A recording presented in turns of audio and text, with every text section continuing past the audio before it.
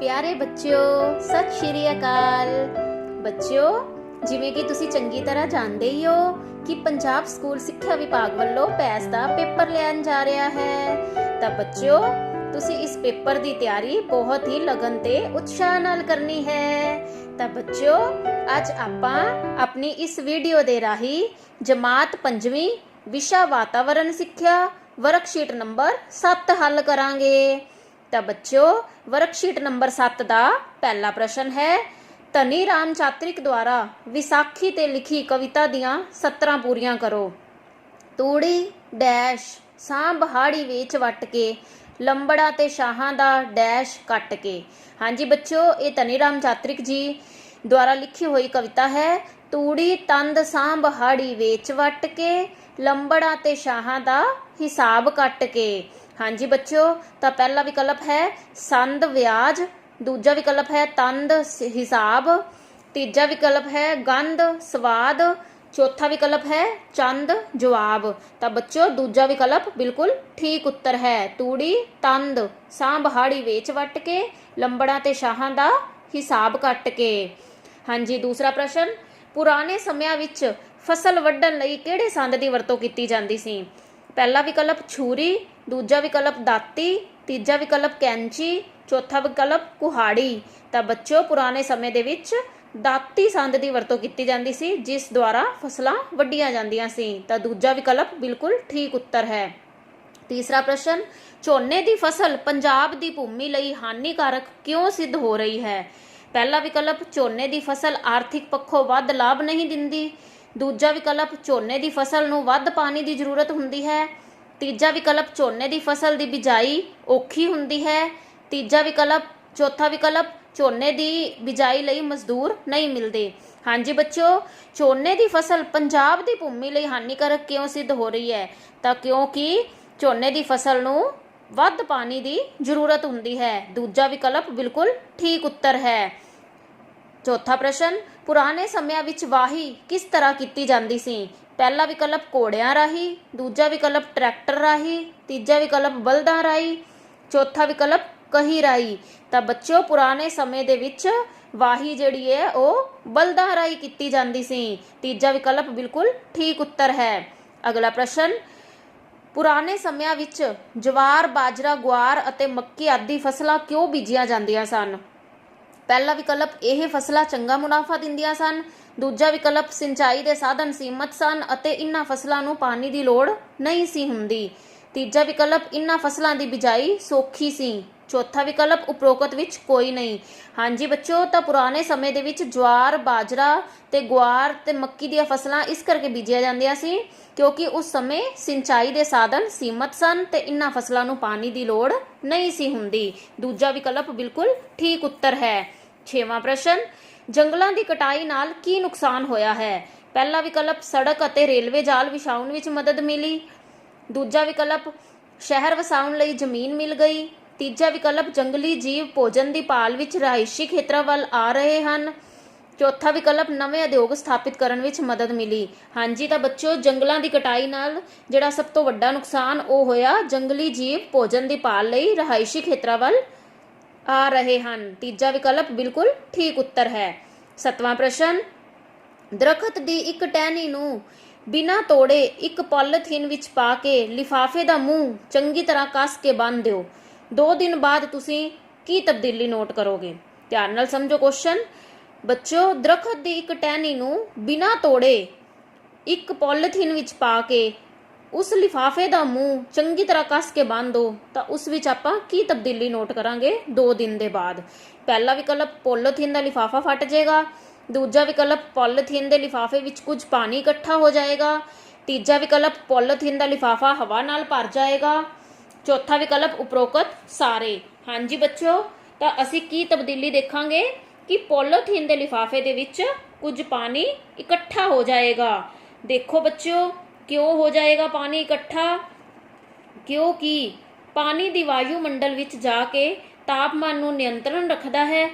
ਇਹਨਾਂ ਵਾਸ਼ਪਾਂ ਤੋਂ ਹੀ ਕੀ ਹੈ, ਬੱਦਲ ਬਣਦੇ ਨੇ, ਜਿਸ ਕਾਰਨ ਧਰਤੀ ਦੇ ਉੱਪਰ ਵਰਖਾ ਹੁੰਦੀ ਹੈ। ਠੀਕ ਹੈ ਬੱਚਿਓ, ਤਾਂ ਅੱਜ ਦਾ ਅਗਲਾ ਪ੍ਰਸ਼ਨ ਹੈ 8ਵਾਂ, ਪੌਦੇ ਵਾਯੂਮੰਡਲ ਦੇ ਤਾਪਮਾਨ ਨੂੰ ਡੈਸ਼। ਪਹਿਲਾ ਵਿਕਲਪ ਘਟਾਉਂਦੇ ਹਨ, ਦੂਜਾ ਵਿਕਲਪ ਵਧਾਉਂਦੇ ਹਨ, ਤੀਜਾ ਵਿਕਲਪ ਨਿਯੰਤਰਣ ਵਿੱਚ ਰੱਖਦੇ ਹਨ, ਚੌਥਾ ਵਿਕਲਪ ਇਹਨਾਂ ਵਿੱਚੋਂ ਕੋਈ ਨਹੀਂ। ਹਾਂਜੀ ਬੱਚੋ, ਤਾਂ ਪੌਦੇ ਵਾਯੂਮੰਡਲ ਦੇ ਤਾਪਮਾਨ ਨੂੰ ਨਿਯੰਤਰਣ ਵਿੱਚ ਰੱਖਦੇ ਹਨ, ਭਾਵ ਕਾਬੂ ਵਿੱਚ ਰੱਖਦੇ ਹਨ। ਤੀਜਾ ਵਿਕਲਪ ਬਿਲਕੁਲ ਠੀਕ ਉੱਤਰ ਹੈ। 9ਵਾਂ ਪ੍ਰਸ਼ਨ, ਦਿਖਾਈ ਨਾ ਦੇਣ ਵਾਲਾ ਕੁਦਰਤੀ ਸਰੋਤ ਕਿਹੜਾ ਹੈ? ਹਾਂਜੀ ਬੱਚੋ, ਜਿਹੜਾ ਕੁਦਰਤੀ ਸਰੋਤ ਆਪਾਂ ਨੂੰ ਦਿਖਾਈ ਨਹੀਂ ਦਿੰਦਾ।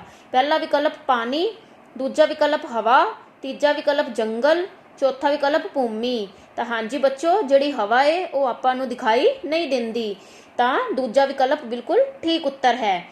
10ਵਾਂ ਪ੍ਰਸ਼ਨ, ਪੁਰਾਣੇ ਜ਼ਮਾਨੇ ਵਿੱਚ ਚਿਨਾਈ ਕਿਸ ਨਾਲ ਕੀਤੀ ਜਾਂਦੀ ਸੀ? ਪਹਿਲਾ ਵਿਕਲਪ ਸੀਮਟ ਨਾਲ, ਦੂਜਾ ਵਿਕਲਪ ਚੂਨੇ ਨਾਲ, ਤੀਜਾ ਵਿਕਲਪ ਪੱਕੀ ਇੱਟ ਨਾਲ, ਚੌਥਾ ਵਿਕਲਪ ਬਜਰੀ ਨਾਲ।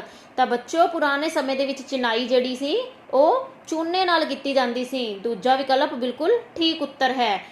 ਹੇਠ ਲਿਖਿਆਂ ਵਿੱਚੋਂ ਕਿਹੜਾ ਕਥਨ ਸਹੀ ਹੈ?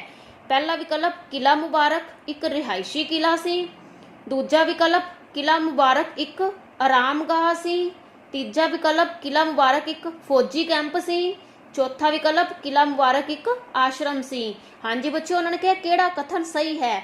ਤਾਂ ਜਿਹੜਾ ਕਿਲਾ ਮੁਬਾਰਕ ਸੀ ਉਹ ਇੱਕ ਫੌਜੀ ਕੈਂਪ ਸੀ। ਤਾਂ ਤੀਜਾ ਵਿਕਲਪ ਬਿਲਕੁਲ ਠੀਕ ਉੱਤਰ ਹੈ। ਨਾ ਹੀ ਤਾਂ ਉਹ ਰਿਹਾਇਸ਼ੀ ਕਿਲਾ ਸੀ, ਨਾ ਹੀ ਉਹ ਆਰਾਮਗਾਹ ਸੀ, ਤੇ ਨਾ ਹੀ ਕੋਈ ਉਹ ਆਸ਼ਰਮ ਸੀ, ਉਹ ਇੱਕ ਫੌਜੀ ਕੈਂਪ ਸੀ। ਤੀਜਾ ਵਿਕਲਪ ਬਿਲਕੁਲ ਠੀਕ ਉੱਤਰ ਹੈ। 12ਵਾਂ ਪ੍ਰਸ਼ਨ, ਦਿੱਲੀ ਸਲਤਨਤ ਉੱਤੇ ਰਾਜ ਕਰਨ ਵਾਲੀ ਪਹਿਲੀ ਔਰਤ ਕੌਣ ਸੀ? ਪਹਿਲਾ ਵਿਕਲਪ ਰਜੀਆ ਬੇਗਮ, ਦੂਜਾ ਵਿਕਲਪ ਸਫੀਨਾ ਬੇਗਮ, ਤੀਜਾ ਵਿਕਲਪ ਰਜੀਆ ਸੁਲਤਾਨ, ਚੌਥਾ ਵਿਕਲਪ ਮਰੀਮ ਬੇਗਮ। ਤਾਂ ਬੱਚੋ, ਦਿੱਲੀ ਸਲਤਨਤ ਤੇ ਪਹਿਲੀ ਔਰਤ ਜਿਸਨੇ ਰਾਜ ਕੀਤਾ ਉਹ ਸੀ ਰਜੀਆ ਸੁਲਤਾਨ। ਤੀਜਾ ਵਿਕਲਪ ਬਿਲਕੁਲ ਠੀਕ ਉੱਤਰ ਹੈ। 13ਵਾਂ ਪ੍ਰਸ਼ਨ, ਹੇਠ ਲਿਖਿਆਂ ਵਿੱਚੋਂ ਰਜੀਆ ਸੁਲਤਾਨ ਬਾਰੇ ਕਿਹੜਾ ਵਾਕ ਗਲਤ ਹੈ? ਪਹਿਲਾ ਵਿਕਲਪ ਰਜੀਆ ਸੁਲਤਾਨ ਮਰਦਾਂ ਵਰਗੇ ਕੱਪੜੇ ਪਾਉਂਦੀ ਸੀ, ਦੂਜਾ ਵਿਕਲਪ ਰਜੀਆ ਸੁਲਤਾਨ ਨੇ ਬਠਿੰਡਾ ਦੇ ਗਵਰਨਰ ਮਲਿਕ ਅਲਤੂਨੀਆ ਨਾਲ ਵਿਆਹ ਕੀਤਾ ਸੀ, ਤੀਜਾ ਵਿਕਲਪ ਰਜੀਆ ਸੁਲਤਾਨ ਸਦਾ ਪਰਦੇ ਵਿੱਚ ਰਹਿੰਦੀ ਸੀ, ਚੌਥਾ ਵਿਕਲਪ ਰਜੀਆ ਸੁਲਤਾਨ ਖੁੱਲੇ ਦਰਬਾਰ ਵਿੱਚ ਬੈਠਦੀ ਸੀ।